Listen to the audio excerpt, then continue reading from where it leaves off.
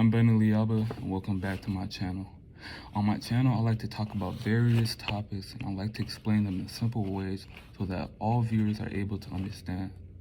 Over the past couple of months, I've been taking a class called Distillation, Wine, and Brewing Science. This course teaches about wine, whiskey, and many other alcoholic beverages. An alcoholic beverage that I've been excited to explain and provide info on is champagne. Today I will be discussing the history, culture, ingredients, process of making, and different types of champagne based on their taste and flavor profiles. So, to start off, the history of champagne traces all the way back to the 17th century. Champagne was originally discovered by mistake. It was discovered in the Champagne region of France.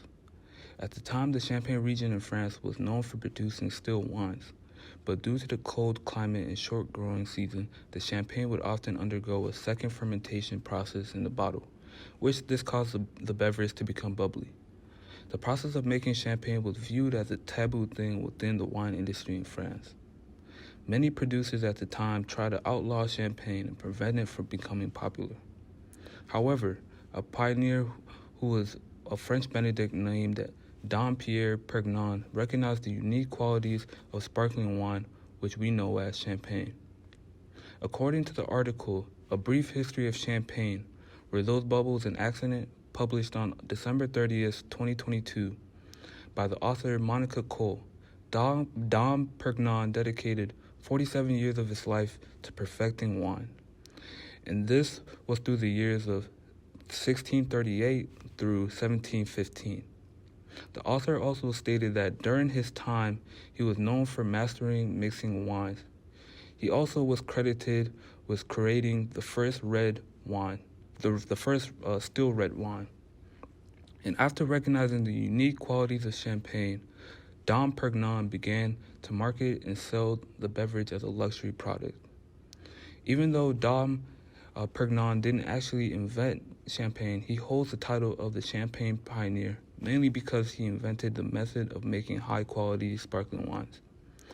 He also refined the existing techniques and helped popularize champagne as a whole.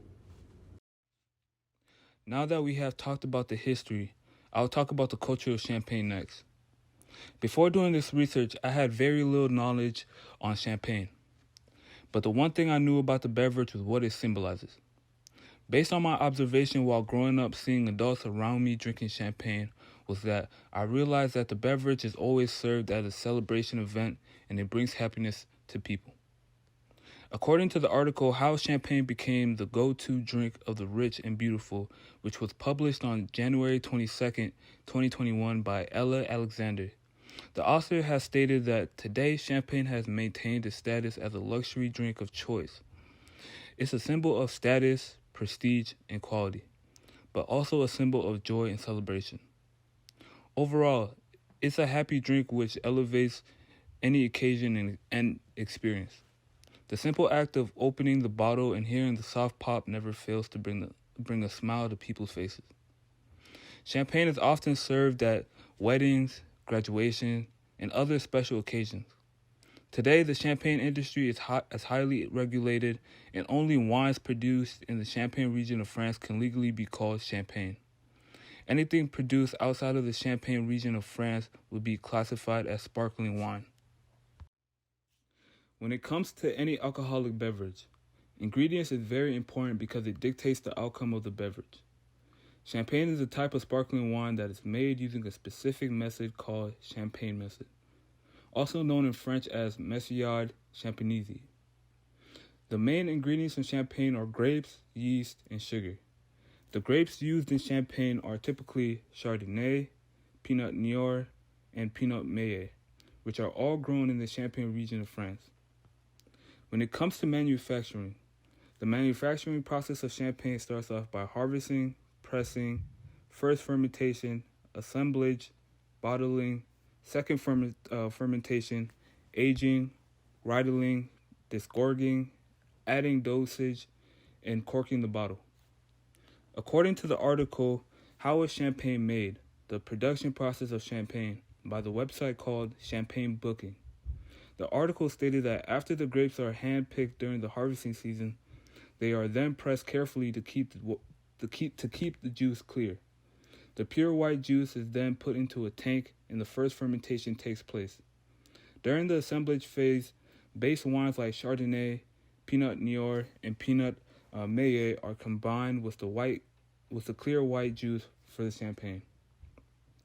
The base wine and juice then starts the second fermentation with yeast and sugar inside the bottle. This process doesn't allow carbon dioxide to escape from the bottle, which this creates the characteristics of bubbles for the champagne. Then the champagne is left to age for months during the aging stage. This is where the champagne breaks down yeast cells and creates its flavors. In the dosage stage, a mixture of white wine, brandy, and sugar is added to adjust the sweetness level of the wine and to top up the bottle. Lastly, the bottle is corked shut in the corking stage. So far, I have discussed the history, culture, ingredients, and process of making champagne. But now I want to talk about the different champagnes based on their taste and flavor profile. Champagne has a refreshing taste with hints of citrus, apples, and many other flavors. The beverage is also known for having a light and bubbly texture, which adds on to its overall flavor and taste profile. Champagne can be classified based on its sweetness or grapes used. According to the article What is Champagne, which was published on July 28, 2021 by the author Bethany Monsell, depending on how much sugar is added for the secondary fermentation, champagne will have varying levels of sweetness. The sugar and sweetness levels indicated by the terminology used on the label. Examples of these terminologies are brut nature, which means that the champagne has little to no sugar added and is almost bone dry. It has up to 3 grams of sugar added per liter. Extra brut is slightly sweeter than brut nature.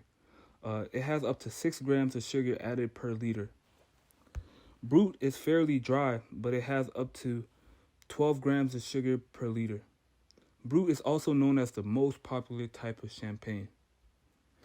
Other terminologies are extra dry, extra sec, and extra secco, which are champagnes that are sweeter than brut and also contain between 12 and 17 grams of sugar per liter.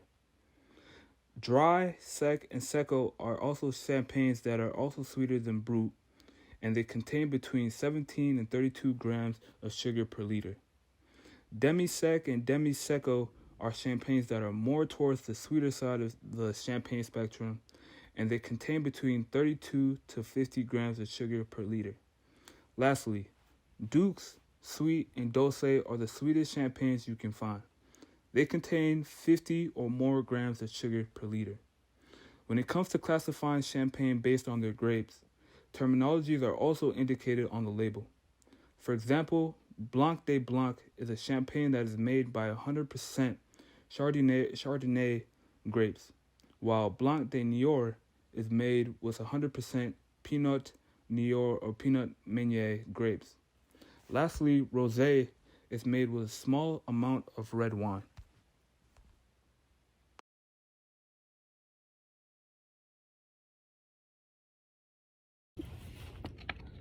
As I stated earlier, before doing this research, I had very little knowledge on the topic of champagne.